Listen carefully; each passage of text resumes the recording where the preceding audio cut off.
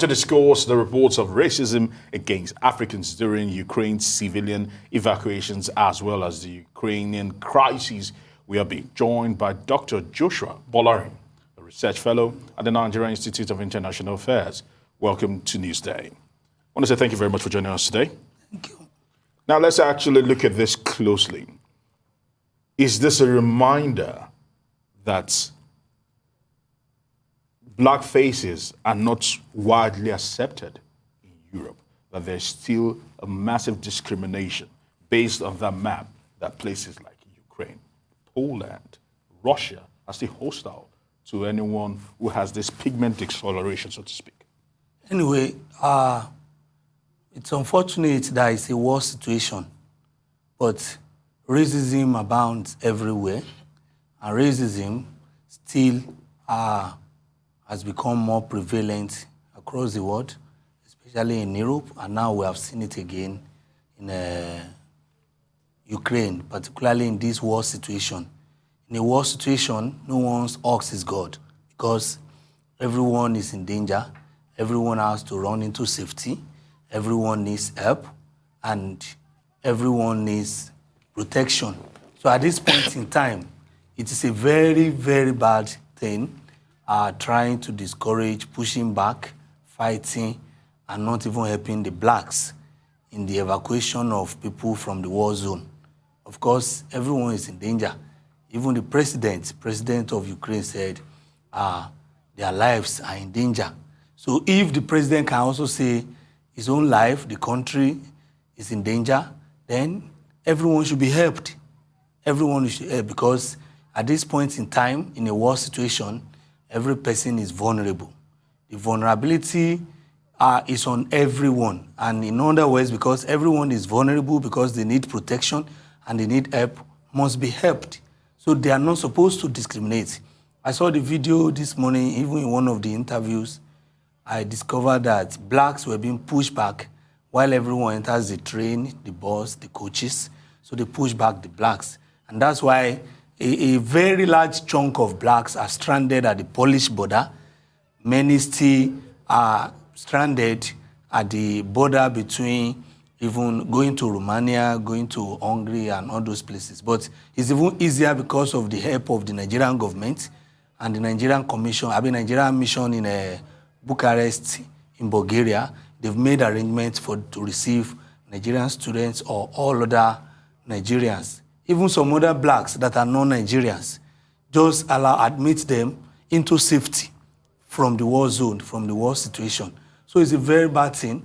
And racism, every time, each time, particularly in sports, had always been preached to be worked against so that racism can stop. But it's very unacceptable, it's annoying that even in a war situation, we can see racism. It's too bad.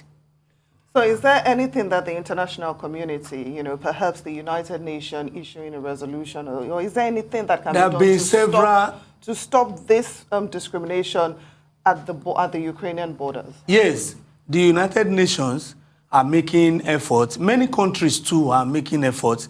Even majority of these countries trying to discriminate, even inside Ukraine that are discriminating.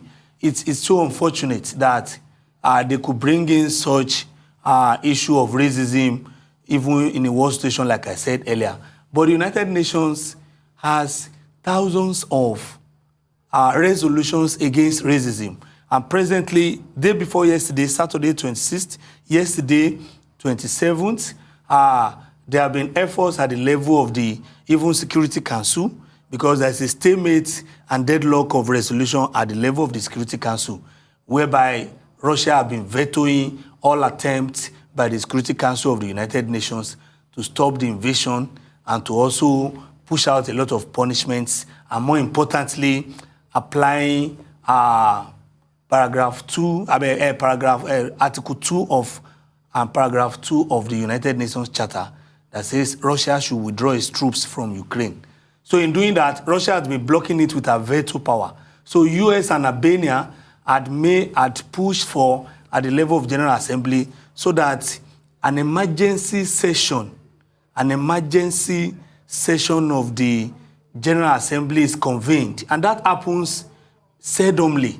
It is only happening when, or it will only happen when the Security Council cannot reach a decision, particularly when there is stalemate of decisions or the decisions are deadlocked. That's when they now refer it back to even the General Assembly so that they can vote over it. It happened in 2014 too, but it was not a call for resolution from the Security Council to the General Assembly. But General Assembly just took up when Russia wanted to annex and recognize and took over the Crimean region. So all of these things, the United Nations is trying to make a very swift action in discouraging racism and also trying to make efforts in helping the racism happening even at the level of evacuation in Ukraine, particularly at those borders inside Ukraine, at the Ukrainian-Polish borders, at the Ukrainian-Hungarian border,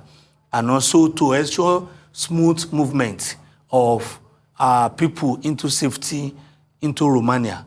And Romania has been very accommodating, and Nigerian mission in Romania has also been doing so well. They are preparing food for them. They're trying to make accommodation for them into hotels and all of that, so that at least they will come into safety. But we are also aware. Mr. Bolarin, just to interrupt you for the sake of time, we have a couple more questions.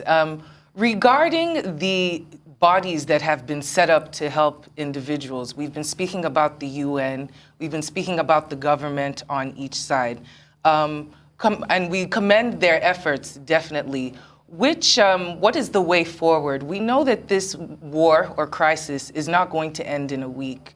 Do you think that they've taken into consideration the long-term effects of these migrants or Nigerians or other Africans crossing into other parts? Because they still need help.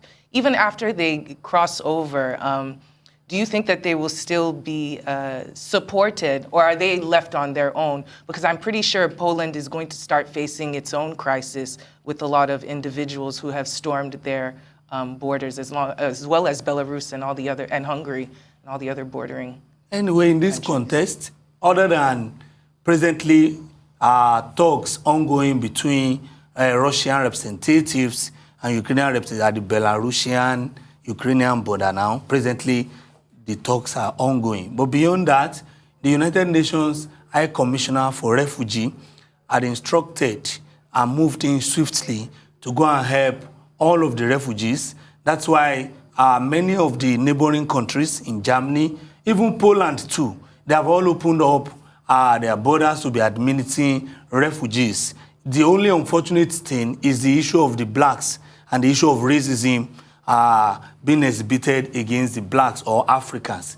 But beyond that, Nigerian government has also done a very good thing. Nigerian government is already discussing, even with the Hungarian government, the Romanian government, in also not only bringing them, like you observed, into either Romania or Poland or Hungary, but they will be adequately taken care of, because now they are refugees. In a war situation, once you cross your border or your borders into other countries, you have become a refugee, especially in a war situation. You have become a refugee. So in that wise, there are international standards, there are international rules of engagement that gives protection to refugees. Once you accept to take these refugees into your own country, you have the obligation to protect them, feed Dr. them, Joshua guide Bolarin, them, help them, and give them it's all of what they run need. out of time. We'll still be monitoring the situation, as this is a development.